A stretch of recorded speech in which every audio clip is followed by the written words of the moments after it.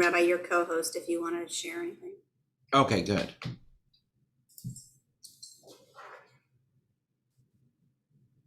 Hey guys, how are y'all? I see Ann. Hey Joan, how are you? How are you?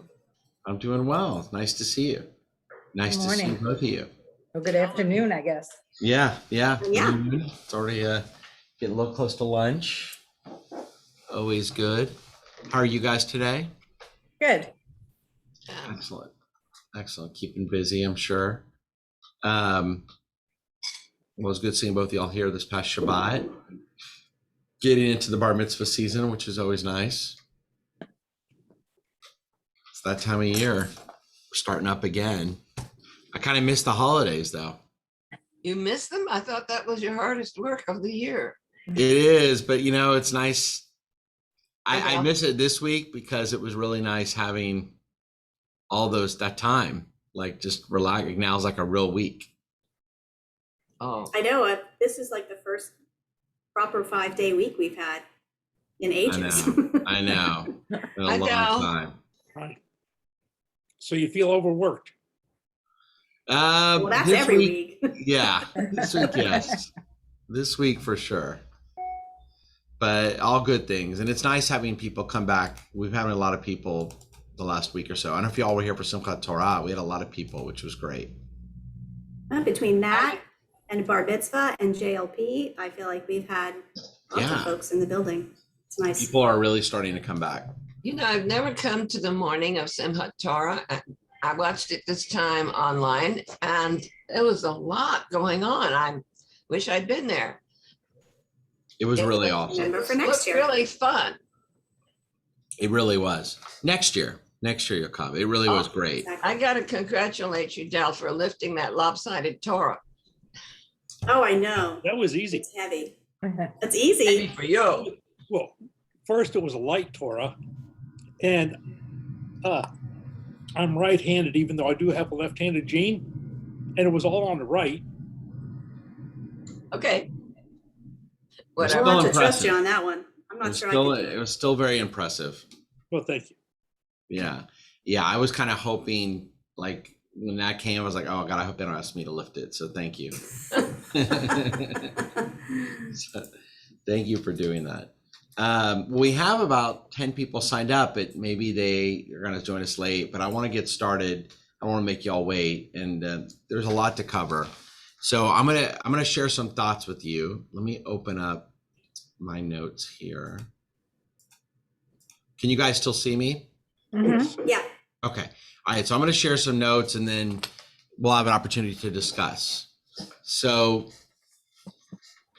I feel in many ways America is still the envy of the world. We're blessed with unprecedented wealth, unequaled freedoms, and unrivaled spirit. I think we can be very proud. But I think on some issues, I'm not as proud of our country. And one is the continuous stalemate and partisanship in Washington, D.C. over major issues that are important to Americans. And leaders on both sides of the aisle too often aren't solving problems, pressing problems. And one issue I believe that's become too partisan is gun control. And I believe it's an issue that both sides could find consensus.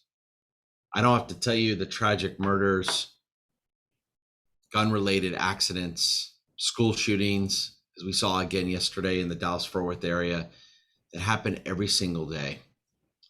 Our rate of violent crime is similar to that of other Western countries. We as Americans are not a more violent people, but our murder rates are extremely higher because unlike most countries, especially in the West, in America, guns are readily available. I think we need to find common ground. I hope we find common ground to enact additional gun control measures. But instead, too often, we're left to observe a fight between the extreme left and the extreme right. It's a ban on gun ownership versus any additional gun restrictions. My question, and what I would like to show today, is I think Judaism would ask, why isn't there talk of a more sane, practical, reasonable middle position? I believe it's a majority that well, I don't believe it. It is. A majority of Americans feel the same. Poll after poll shows that Americans want a practical, reasonable middle position. It's not either the left or the right. It's not the extreme positions of a complete ban on gun ownership versus any additional gun restrictions at all. And I think Judaism feels the same, because it often does. Judaism has a lot of relevant information, wisdom, and values to add to such an important conversation. The tradition has a lot to say. And so today I want to share just a few of the basics. Let me start by saying that for centuries, our tradition has allowed people to protect themselves. The 13th century commentator Nachmanides says that when Lemach, Adam's great-grandson, we learned about this past Shabbat, taught his son to smelt metal, his wives protested. They worried that through this simple act, humans would now be able to make swords, and Lemach would be bringing murder into the world. But he replied to his wives that murder existed well before weapons. After all, his great-grandfather Cain was the world's first murderer. He had murdered his own brother Abel with his bare hands. I know it's not the most attractive family legacy. Swords, knives, and guns can only kill innocent people if they're used by evil people. And Jewish sources do allow for the innocent to own weapons to protect themselves against people that are looking to do wrong. At length, the rabbis discuss which kind of swords, bows, even dogs people may own to protect their families and homes. But only at night, because as we read in the book of Exodus, a homeowner cannot kill a thief who robs his home in the daytime. The thief is robbing at a time when it is most likely that no one is present. So the Torah assumes the thief was not coming to hurt anyone. This comes right out of the Torah. But if a thief comes at night, he's robbing at a time when he knows someone is probably at home. So at night, the homeowner can kill the thief and not be held accountable for murder. The Torah and the later rabbi clearly held that the homeowner must possess the ability to kill the thief and protect one's life and that of his loved ones.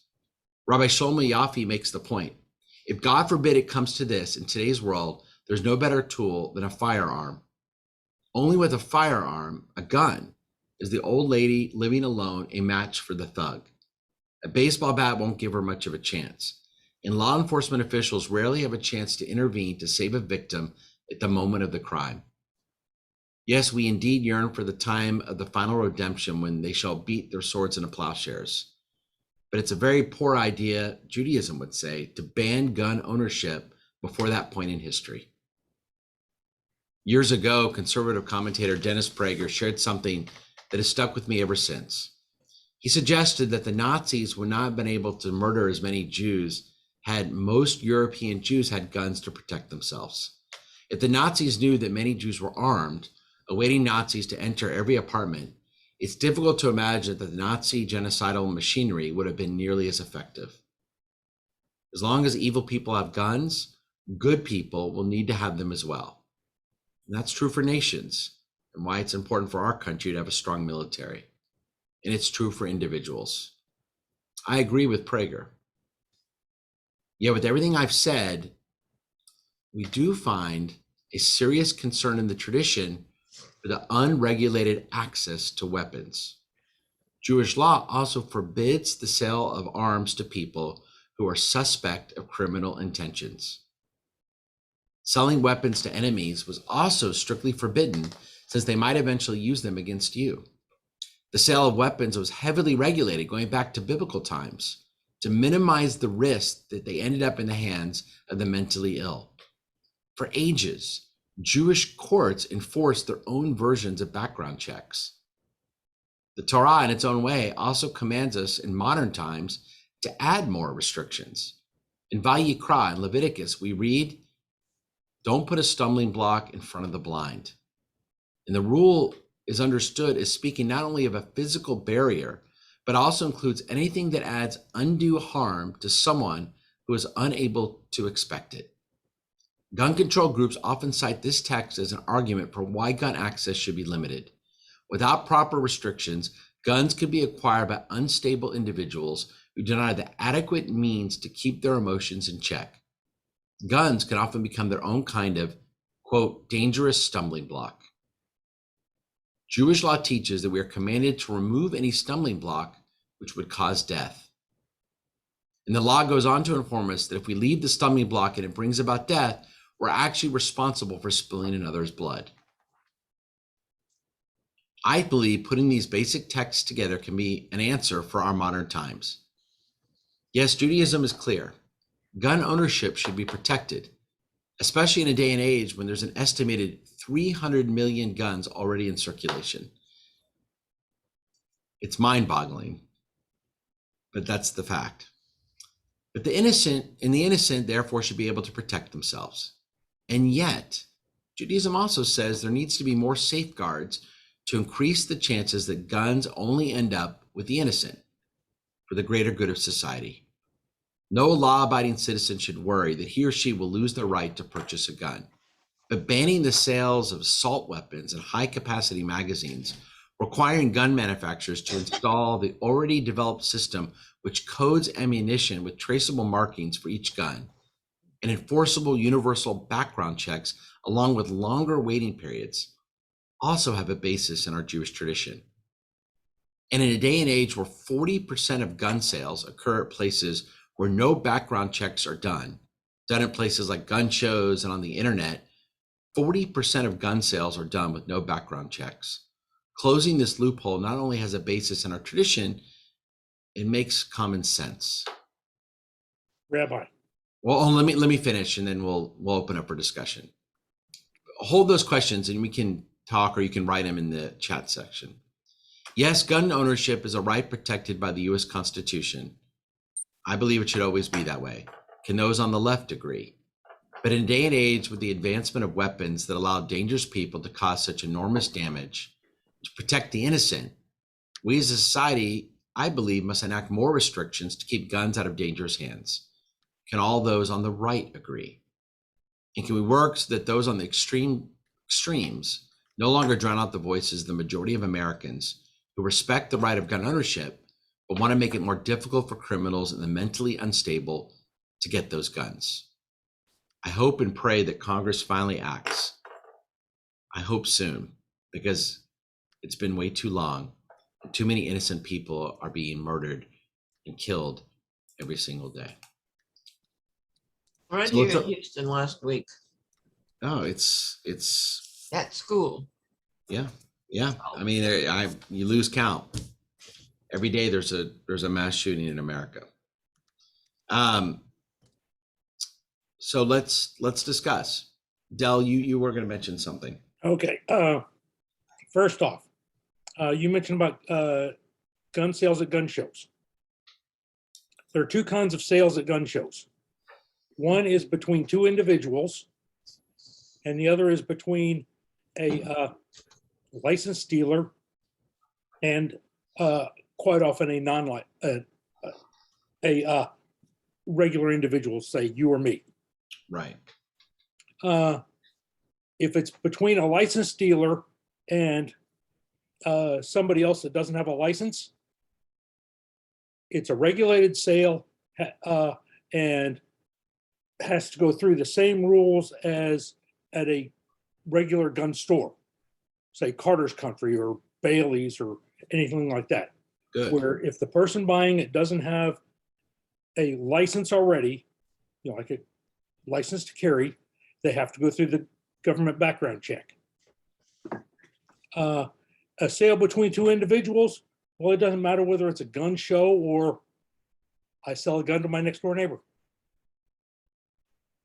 But do you think that when at a gun show or you sell a gun to a neighbor, there shouldn't be some registry just to make it easier in case that gun's used in a murder or a robbery for the police to identify who did it?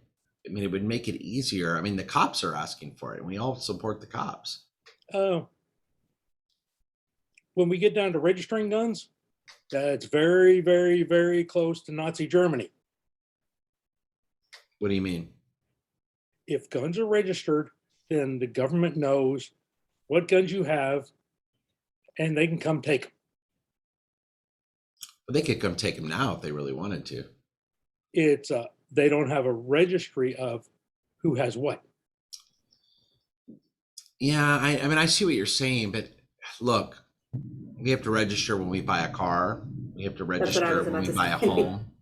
I mean, there's so many things that we have to register. We have to have faith that the government's not going to take our car, but we register it. And a gun that could really help the authorities identify a suspect. But what Dal said still applies. If the government changes, we're in trouble. If they know we've got a gun and they come and take it away. But right now, Ann, they could take away your car. I mean, you have to register your car, your home, your. None of those is a weapon to protect yourself. But why would the government want to take away your guns? If we got a Nazi government, they would want to be able to control us, and they certainly wouldn't want us to defend ourselves. Well, if we had a Nazi government, we're gonna have bigger problems than come taking our guns. Yeah.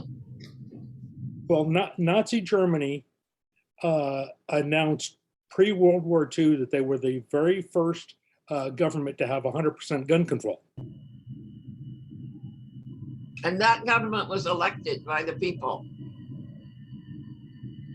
Well, and you may be right, but look, there's always a slippery slope argument that if we enact certain things or registries, this could happen. But I just feel like as Jews, we have to have faith in the United States government that, that's never going to happen.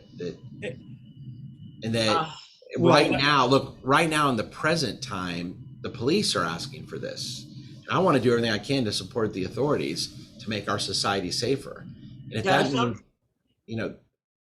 some people are afraid of the police. They feel that their neighborhoods are being persecuted by the police, and they have a certain amount of justice in their saying that. And as far as waiting periods go, several decades ago, my supervisor at work got a call from his son that the son had been threatened that somebody was going to come over and kill him. Yeah. My boss took it serious, stopped at the gun store on the way home and bought a shotgun. If you put a waiting period in, what's anybody going to do to defend themselves? Sorry. Well, I mean, no doubt about it, but I think there's look, and I don't know if a study's been done or you could do it, but there's also so many countless stories of people in anger trying to go buy a gun. If they would have been able to, they would have used that gun to kill people. And the fact that there was a background check saved many lives. So, I mean, it could be argued either way. And then we have all the criminals in Harris County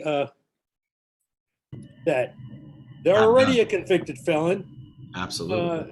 They're breaking the law, getting a gun, and 100%. the judges are letting them out on the street. If we just control the criminals, we don't have a problem. But here's my question: Why is it even okay for? And I don't disagree with you, but that's not going to happen. I mean, there's more likely of a chance, and not, God forbid, a Nazi-style government's going to take over the United States than we're going to be able to arrest every criminal on the street. I mean, that's just not realistic. My question is, why is it illegal for gun manufacturers to make and sell assault-style weapons that are really military grade? We're the only country in the civilized world that allows for the sale of semi-automatic weapons. What good does that do? Even the police are begging the government to do more to stop that. Rabbi, look at the pictures from when we went into Iraq of all the people there shooting off rifles into the air.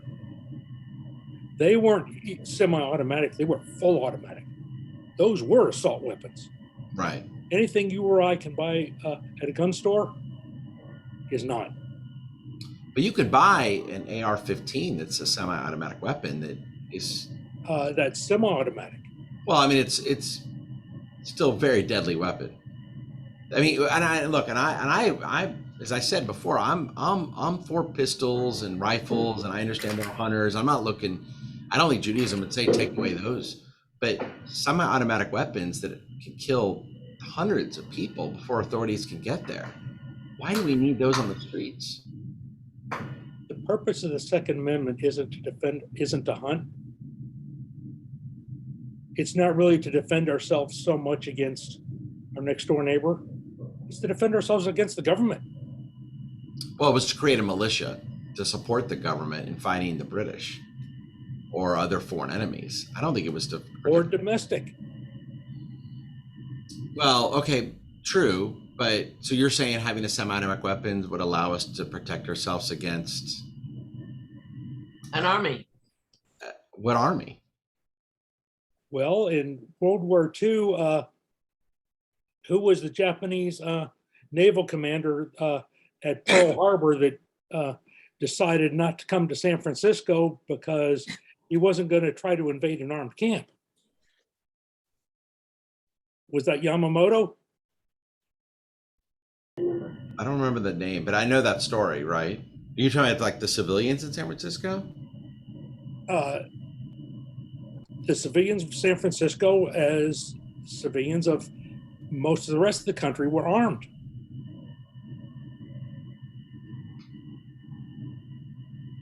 I don't know. Did people back then have some, like, were American civilians allowed to buy semi-automatic weapons in the 1930s and 40s? I don't know. Prior to 1934, you could buy a machine gun. Really? Machine Yes. Gun Kelly. Like a, God, yeah, I didn't Like know a that. BAR or a Tommy gun. Thank God Those they banned were those. actual military weapons. Yeah. What was Machine Gun Kelly? Was that back then? I don't know. I don't You know, about the remember ones time like the mafia would use? Yes. Yeah. The mafia used them. That's because they bought them. Right. What And about- that wasn't protecting Americans against a foreign army. That was killing other Americans. No, but it was an example of the capacity that we had back then to buy automatic weapons. Right.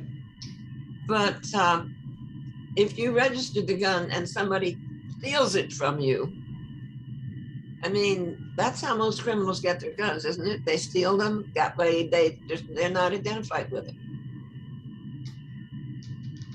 Right. Right. I mean, but that's like if someone steals your car and goes and has a hit and run, if you have an alibi, I mean, the cops can figure out you weren't the one driving the car. It can be awful difficult for a single person to prove they were at home in bed. So let me ask you a question. How do we stop the school shootings? If you're against, and I respect that, and like I said, I appreciate you being part of this. I can't. It's a problem. We're all free to have our political opinion. We can agree to disagree, but how do we stop? I mean, wouldn't it help making it a little more difficult to buy guns to stop the senseless killings we see every day on our streets? I don't know. Would it? Can you think of a way to do it that doesn't have these problems?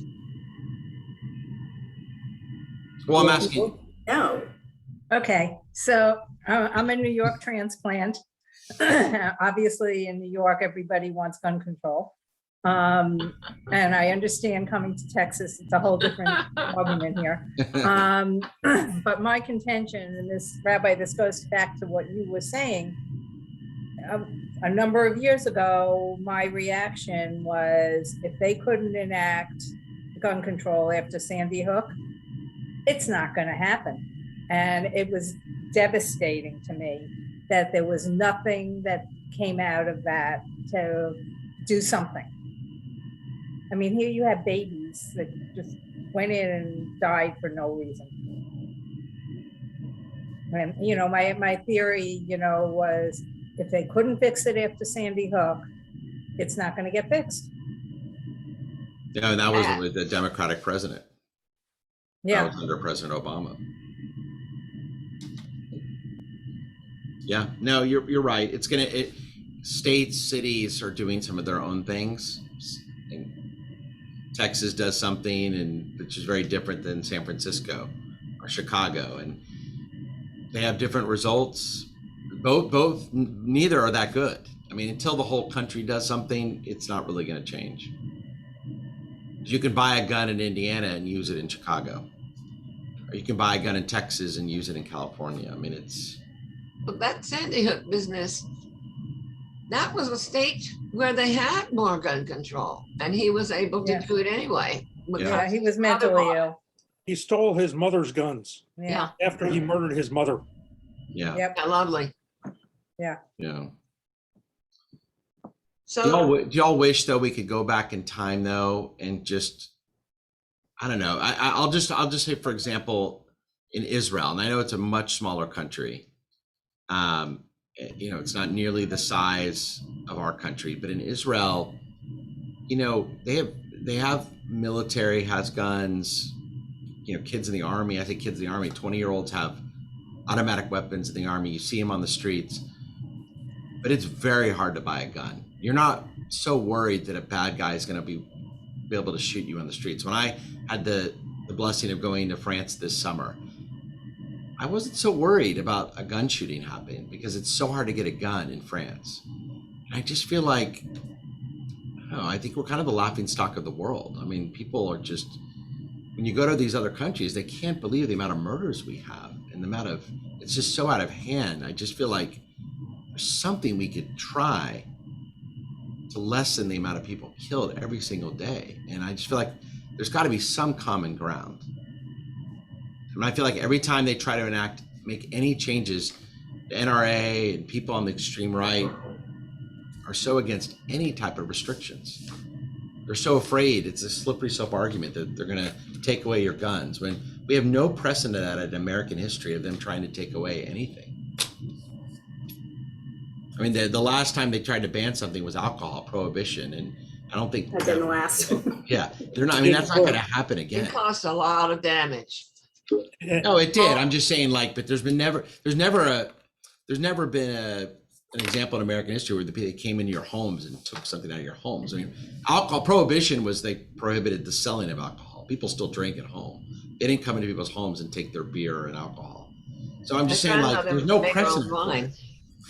It's not. I mean, there's just as much of a chance that an asteroid's going to destroy the Earth next year than an American government's going to come in your home and take your guns.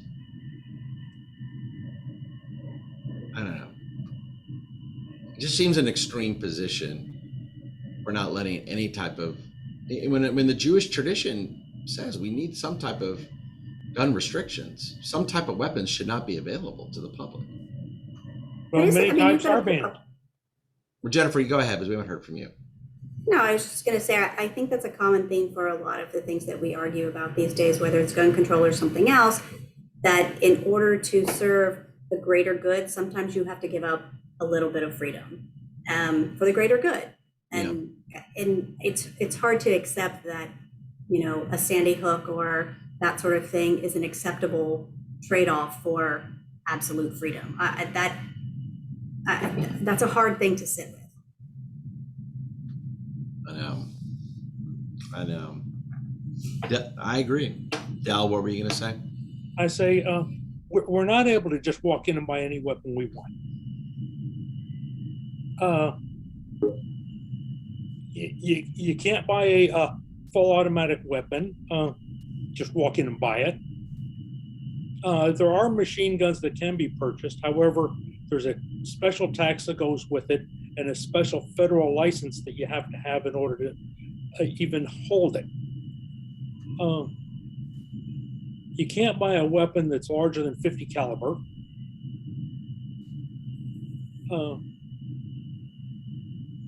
You can't buy an atomic bomb. Oh my gosh. Thank goodness we stopped there. We draw the line there. We can all, there's your common ground. We all agree on that. Hopefully Iran won't be able to. yeah. But unless you're the Taliban, in which case we'll give you $90 billion worth of military We equipment. all know that Medicare can get complicated. The devoted health has put a lot of effort. Yeah, no, that was a disaster. Well, no, look, I appreciate it. I appreciate y'all being on here. And like I said, we can agree to disagree. I wanted y'all just be aware that Judaism does have a lot to say. And there's a tradition of gun ownership. Gun ownership's not the word, of the opportunity to protect ourselves with weapons, but within reason. And we'll have to see how it plays out. But I think, Joan, you made a good point. There's been so many massacres whether it's Sandy Hook or Las Vegas or Orlando, you name it, and it happens unfortunately every day. I don't think anything's going to change anytime soon. We can't even pass infrastructure. So I agree. I don't think anything's going to change anytime soon. And in places Yeah, I like found Texas, that it's only one gonna get particularly demoralizing. And my reaction really was, if they can't pass anything after that, it's not going to happen. And, I found the whole idea, the whole incident just so bad and so from every angle that nobody is talking and they can't, it was just one of those things where the whole country was united in horrible, this was a horrible thing, and they still couldn't get anything done. And it was like demoralizing to me that they got nowhere from it. How do you feel living in Texas? Do you feel as if you're in danger from other people's guns? No, not at all. Not at all. And I'm not, I take a very moderate position on it. I'm not, I personally am anti-gun, but I am not anti-gun across the country kind of thing. I believe in the Second Amendment. I personally wouldn't own a gun, but that's just me. Can I give you an anecdote about a rabbi in Houston? Sure. When Rabbi Siegel was the main rabbi, we had an associate or assistant rabbi. This is before Rabbi Morgan. Anyway, he came to Houston, and first thing that happened, he went to a miniature golf place, and there was a robbery going on with guns. And that made an impression on him, but it didn't happen again until just before he left Houston. I don't know where it was, but he ran into another robbery where there were guns. That's twice. I have been in Houston my whole life, which is more decades than I care to say. And I've never walked in on a situation like this. He was here for a very few years and he got it twice. Isn't that crazy? Did that happen to him twice? It happened to him twice. He was just lucky they didn't shoot him. Or for that matter, you all know that Rabbi Siegel's son was shot during the robbery. It was absolutely so tragic. True. Michael. I know.